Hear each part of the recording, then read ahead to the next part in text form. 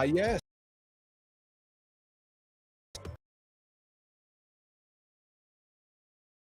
bubbling up, getting ready to go tonight, trying to cap off this road trip in perfect fashion.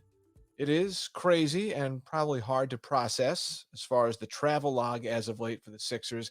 But yes, the 76ers just a couple days removed from an overtime win in San Antonio against the Spurs. They are back in Texas, Houston, Texas, where they take on the team in the NBA with the poorest winning percentage this year, and that would be the Houston Rockets. Welcome into 7-6 Live Countdown, presented by Tissot. I'm Brian Seltzer, and that, of course, is the fine exports of Houston, Texas, Lauren Rosen. What's up, Lauren? What's up, Celts? They could use me tonight when you look at who Houston has available. Maybe they might wish that I was still in town.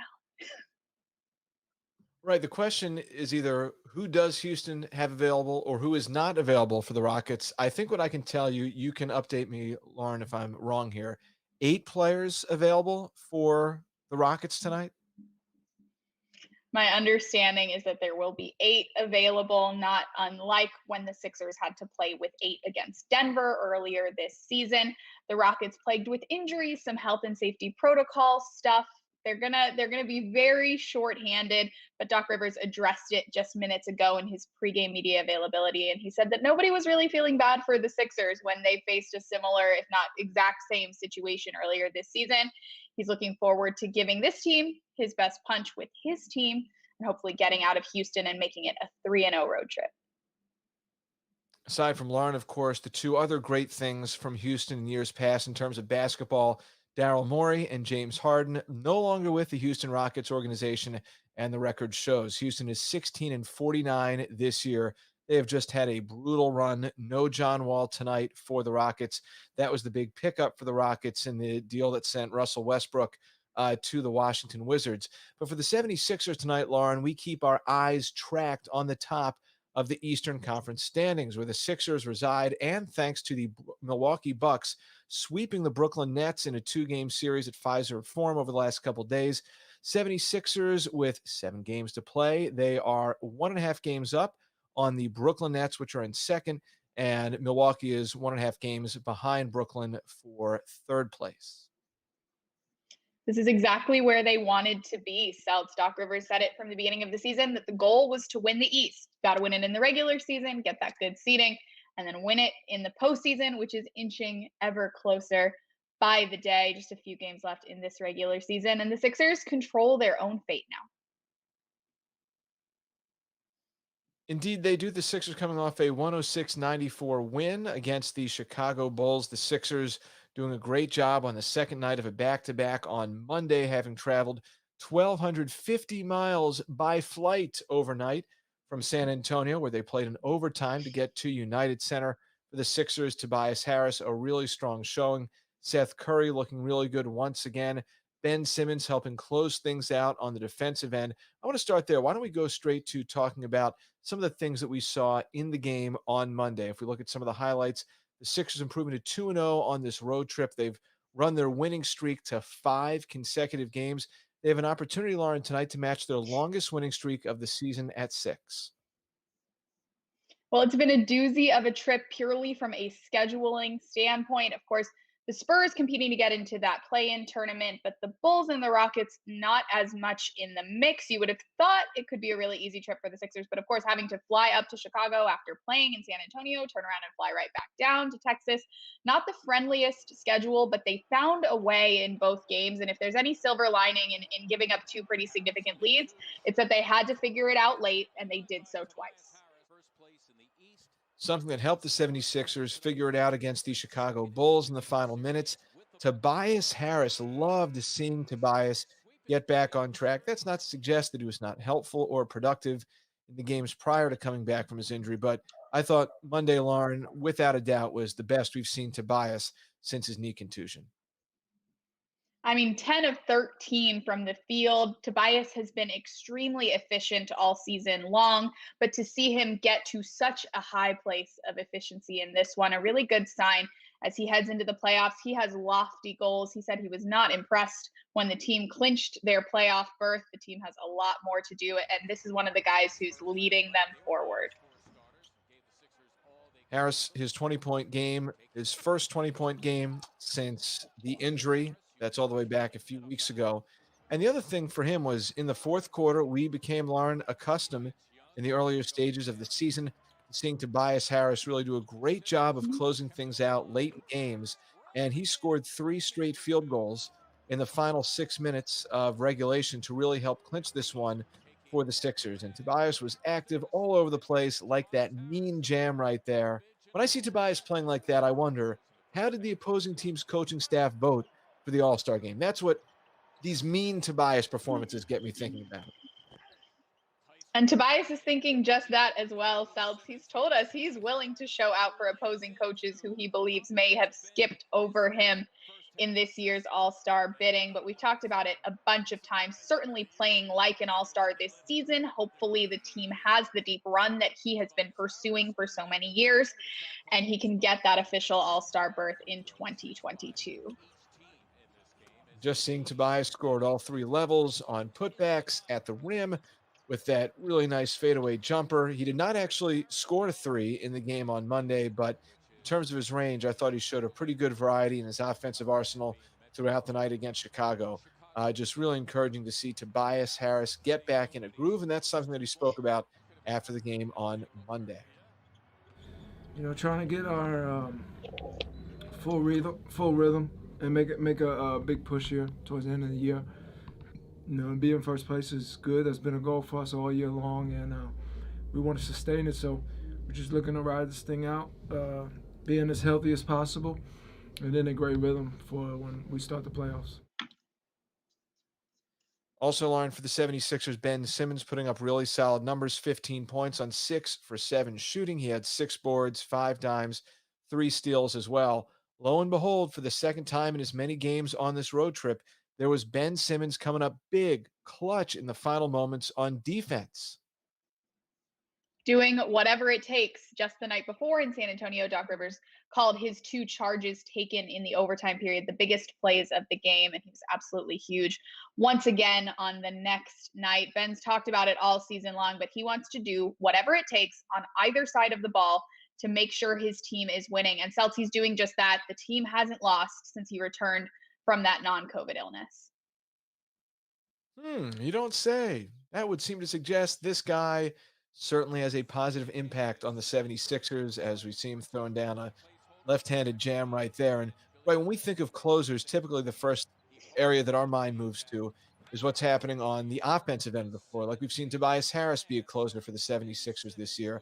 But defensively, Ben coming up late in games with big, timely plays. I think that's something where you just forecast ahead of the postseason. That is exactly the type of presence that you want to have. Well, they all play a very distinct role and they're learning to play it together. Again, we don't love seeing this group out there after they thought maybe they were done for the night 2 nights in a row, but this starting unit has really developed some impressive chemistry where Ben is distributing, swiping like you saw there, and making sure that everybody stays involved. I think he's super key to the chemistry of this first unit and of course will be key down the stretch. And here's the big play that did close the game. Great steal on the side out of bounds and taking it back the other way for the emphatic jam. That was something that Doc Rivers was talking about afterwards on Monday night. Yeah, every night, and I again, you don't see me campaigning, and I'm not going to, but I'm just going to say it again. There is not a better defender in this league. That last side out of bounds play, they ran a great action. Ben blew it up completely. They couldn't get the ball in. He gets a steal, and the game's over. I don't know how many times he's done that. We're talking about ultra quick guys. We're talking about big guys. I mean, his ability, his strength, I think, is what surprises most of the guys that he's guarding. So he's just been really good for us.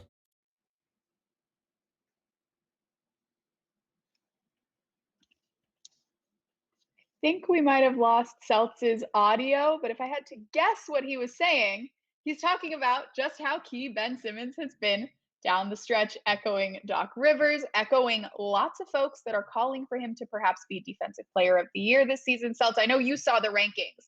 3 Sixers in the top 10 for the Defensive Player of the Year rankings on NBA.com.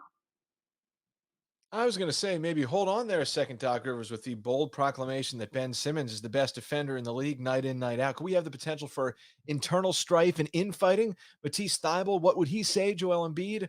I joke. This is a great, great situation for the Sixers to be in.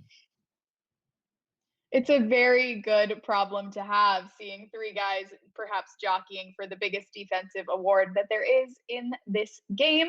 I talked to one of those defenders this morning, Matisse Thybulle, at Shoot Around. Hey, Matisse, I want to start off by going back in time to Monday's game, end of the first quarter. You had that block from behind on Markkanen. He recovered right away, and then you got the steal a couple seconds later. Can you walk us through that play? Because you make it look really easy, but my understanding is that it might not be. Can you just sort of tell us what goes through your head on a play like that? Honestly, it's like the same with all plays. There's not giving up on them. Like a lot of times, like I was pretty far out of the play when Markkanen was like setting up for that shot, but it's just staying committed to staying in the play and like that hustle through the play. So I got the block, and unfortunately he just landed back in his hands like your worst nightmare. And then I just had to go find another man, so I just kept going. It was just basically for me, it was just a matter of not quitting on the play. Plays like that have become a little bit of a rallying cry for your all-defensive team campaign. There's been a lot of buzz over the last few days or week or so, and I'm curious what that means to you as a young player that comes off the bench just in your second year to already be getting so much buzz for a big award like all-defense. It's pretty cool, because last year I would get frustrated because I'm like trying to establish my identity in the league as a defender and like trying to prove myself constantly.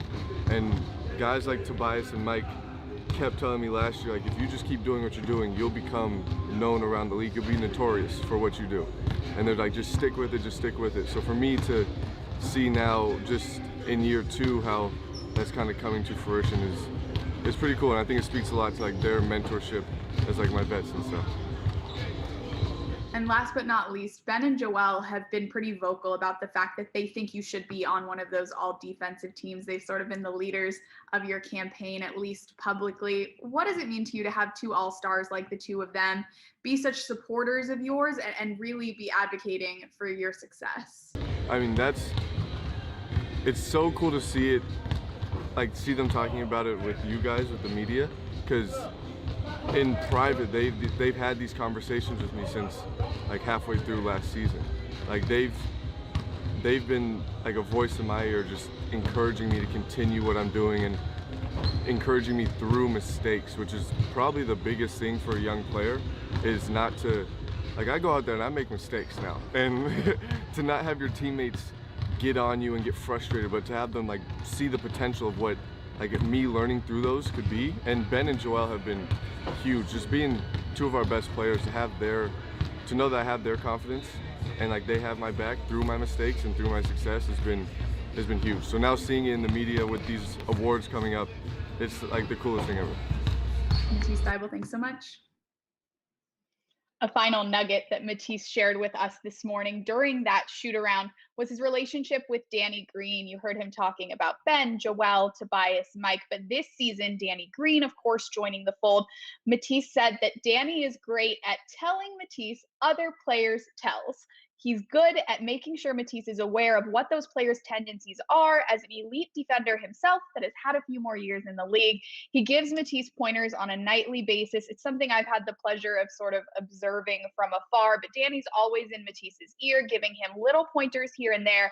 Matisse said they've made a pretty big difference when it comes to defending some of the league's best, and it's been a privilege to watch him grow so far. Seltz, I think it's pretty crazy that we're already talking about him in the all defensive mix in just his second season. Absolutely nuts, but the numbers, the play on the court certainly bear it out and make him worthy of being included in those conversations. And I like hearing about the Danny Green Intelligence Service. I feel like there's a story there. Well, it's clear that Danny has been a huge influence on guys across this roster, young guys, his fellow veterans, and cool to hear that he's made such an impact on Matisse, especially considering the fairly short time that Danny's even had with any of these guys. Great story, great insights, Lauren, from Matisse Thybulle on what's been a special year for him defensively. Now, here's the thing for you people out there, if you head to SixersYouthFoundation.org and click the banner at the top of the webpage, it will take you to a website that starting tomorrow will come alive with endless possibilities for you to own special game worn pairs of sneakers from 76ers present and past. We're talking about right the answers from Allen Iverson. I believe that's the answer 4 that AI wore back in the day with the 76ers. Julius Irving, a pair of his old school leather pro leather Converse, both signed items, and then everyone on the current roster of the 76ers, including Doc Rivers, have game worn sneaks signed for an auction that's going to run from May 6th through 8th, the Sixers Youth Foundation sneaker auction presented by Snipes. You can go on the website that you see right there, sixersyouthfoundation.org, place bids starting tomorrow, and then it runs through the 8th. Earlier, I had the chance to chat with the chair of the board for the Sixers Youth Foundation, Marjorie Harris, the wife of 76ers managing partner Josh Harris, about this year's auction. Exciting times for a lot of reasons these days for the Philadelphia 76ers organization.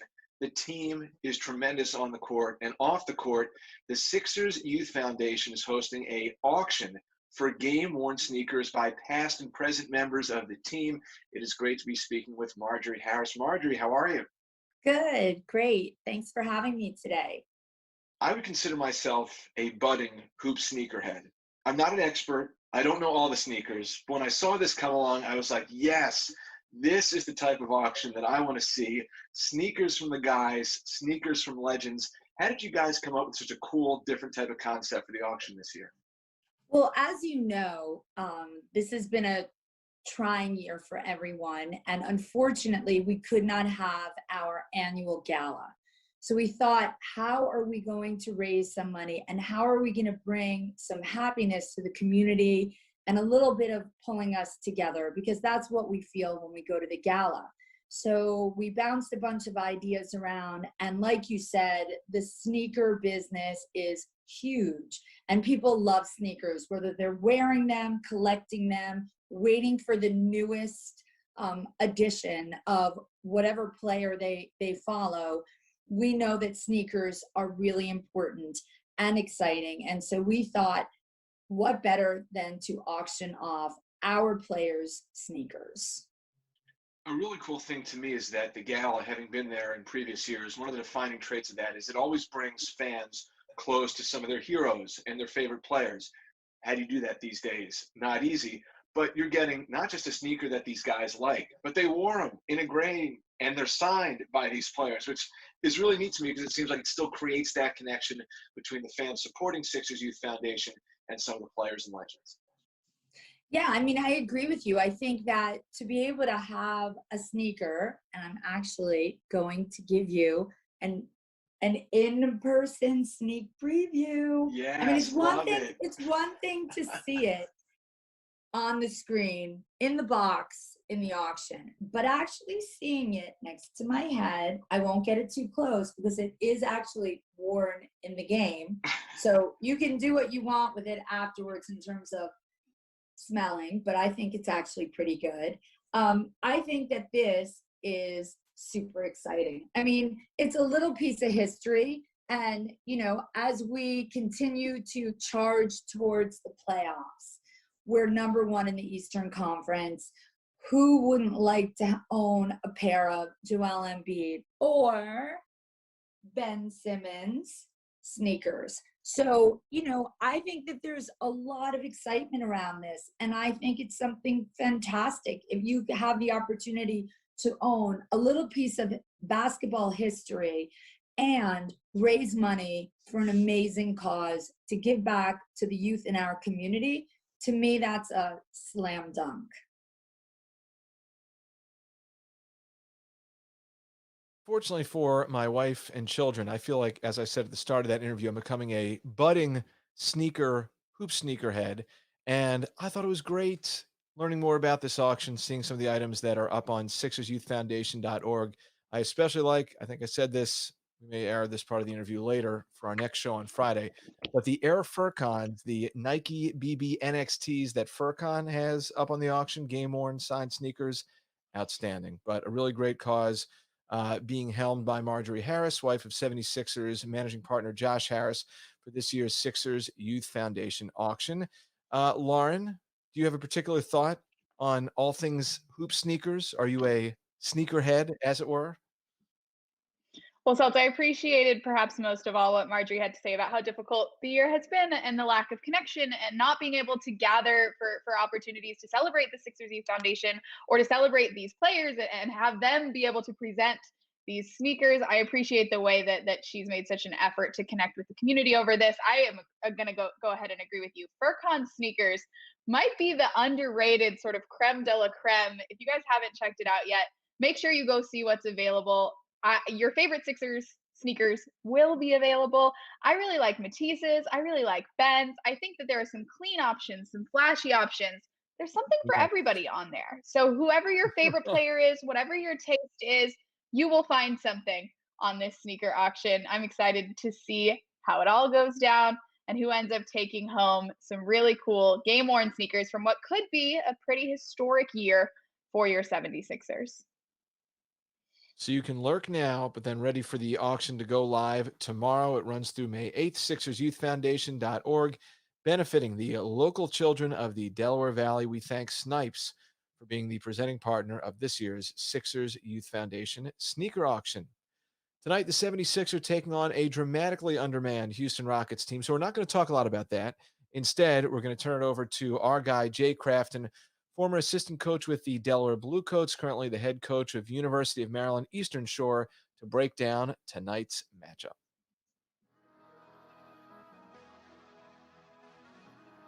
This is Jay Crafton. Let's go back inside the matchup. Steph Curry, man, he has been hot in fuego, on fire. 66% from three in the last 5 games. 66%. That's incredible. He's 44% for the season, but 66% in the last 5 games. So he's really feeling himself from three right now. And it's not just on the catch and shoots or on the coming off a dribble handoff, or as pros like to call it a DHO. It's also playing off the bounce and giving you some step backs versus pressure. Here's where he's also been cool, because he's 60% overall from the field. When you get up in him and you pressure him, he's making incredible moves off the bounce and getting to his mid-range pull-up versus defense with a hand in his face, shooting the fadeaway and being oh so smooth with it and letting it rain and going and switching it out oh so smoothly. Because it opens up the floor for guys like Ben Simmons to continue to drive and put pressure on the rim. It opens up opportunities for Joel Embiid to go one-on-one in the post, because you can't double team if Steph's shooting so incredibly from three. Steph's shooting at the right place, at the right time, and the right mindset as we approach playoff time. Great job, Steph. Let's talk about Tobias Harris. Sixers fans, I know you've been a little worried about him coming off that knee contusion to the right knee, but he looked extremely confident versus Chicago Bulls the other night. Coming off of 2 feet, throwing down an offensive rebound, attacking the glass extremely hard. He gives you 21 points, 9 rebounds, 3 assists, and 2 steals. And he was very intentional with getting to that right hand and putting pressure on the rim. Okay, finishing versus contact, get into his mid-range pull-up, all right? And then defensively, he gave you extreme activity, getting deflections off the ball, pressure in the basketball as well. You love the 9 rebounds. You love the fact that he gets 21 points. He doesn't shoot a 3. He was extremely efficient, 10 for 13 from the field. He's playing with great confidence. That knee looks ready to go for playoff time. Expect a big-time finish for Tobias Harris. You just went inside the matchup with Jay Crafton.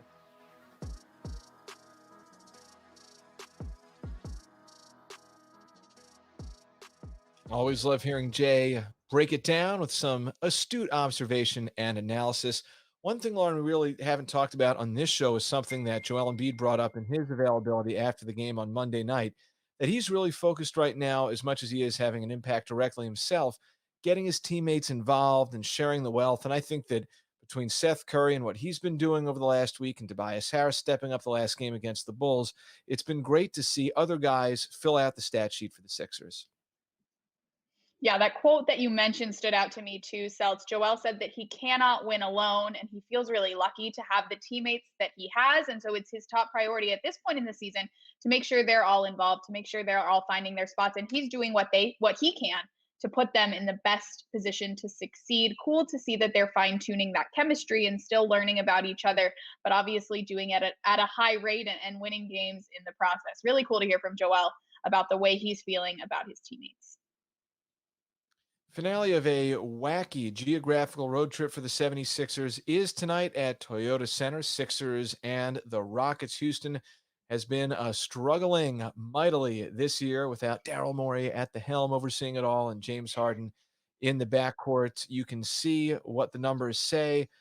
They've had some bright spots. They do have some young pieces that could ultimately project well and have potential, like Kevin Porter Jr. But ultimately, Lauren, this is a team that has had a really rough year. Kind of feel for them. 76ers were in a similar spot not too long ago, but just a rough year in H-Town. Yeah, a lot of players coming in and out, of course, staff, executives coming in and out. So it's a period of transition. It's an organization that's had a lot of historically sustained success. I'm sure they'll find their footing, but they haven't quite found it this season after all of the turnover. 76ers and Rockets squared off earlier this season. Joel Embiid should be available for the 76ers tonight. No one on the injury report. This was back at a time when DeMarcus Cousins was still on the roster for the Rockets. John Wall will not be playing for Houston tonight, even though he was an offseason acquisition. They also picked up Victor Oladipo, but then he was sent to the Miami Heat. So Houston certainly appears to be retooling, reconfiguring, but still ended up being a narrowly competitive game at the center earlier on this season. It was one of those ones that was a little too close for comfort, like a couple of the games that the Sixers have already played this week, but they found their way out of it. And Seltz, it's a stat that you like to bring up, but the clutch victories, that was one of them. Want to tell us what's going on with those? Clutch victories. 76ers are 24-8 in clutch games. Clutch games are what? NBA.com says games played within 5 points in the final 5 minutes. And yes, my social media official take was I like this stat because I think it's something that the 76ers have been good at, finding ways to win tight games really throughout the season. You can go all the way back to January after the team got fully healthy again, and they knocked off the Lakers at the center. This is a quality that is stuck with the Sixers through roster ins and outs and good opponents, not as good opponents, all that stuff. They have found ways to win games, and I think that bodes well for the playoffs. One way to look at it, certainly, that maybe they played in a few too many close games, especially when they overmatch their opponent a little bit. But the silver lining there, of course, Seltz, is the opportunities they've had to find their way out of a sticky situation, the opportunities they've had to galvanize it and do what it takes to find a victory. And there's no doubt that that will be key in the playoffs as games get closer and closer and the margin for error gets smaller and smaller. I feel my internal clock ring-a-ling-linging. It must be time for our Tissot keys to tonight's game. Presented by the outstanding people at Tissot. Yes, indeed. We've got to show our stuff.